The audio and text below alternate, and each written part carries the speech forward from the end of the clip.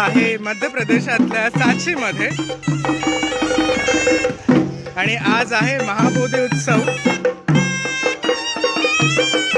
हे बघा, श्रीलंकन वाद्य वाजवत, श्रीलंकेचं वस्त्र परिधान करून पारंपरिक सुंदरशी पदयात्रा इथे काढली जाते सांचीच्या महास्तूपापर्यंत आणि तिथे मग भगवान बुद्धांचे जे अग्रश्रावक आहे, प्रिय शिष्य आहे, अरहंत महामोगला नरंत सारीपुत्त यांच्या धातू अवशेष किंवा अस्थी बाहेर काढून ते जनसामान्यांना दर्शनासाठी ठेवले जातात।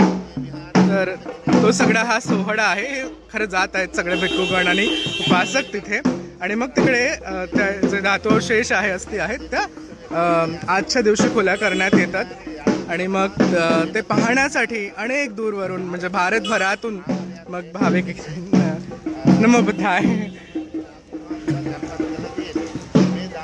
आणि इकडे भगवान बुद्धांची प्रतिमा। खरं मी काल रात्रीच इकडे पोहोचलो आणि मग काल मी थांबलो होतो सांचीमध्ये इथे आणि आज सकाळी सकाळी हे 8 वाजता अगदी सुंदर प्रकारे अशी पदयात्रा काढतात। सो मीही चाललो आहे।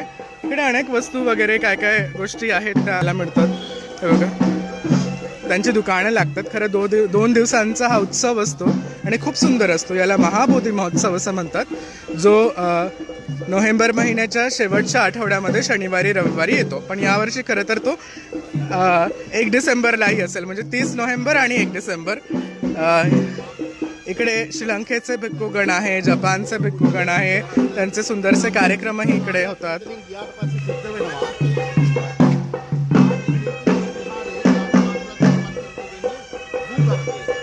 आणि मी हे सगळं आज इकडे आलो आहे, म्हटलं तुमच्या सगळ्यांनाही दाखवावं आणि मी सुद्धाही पहिल्यांदाच हे पाहतो आहे। सुंदर आहे ना, त्याचा एक वेगळा व्हिडिओ येईल मोठा असा।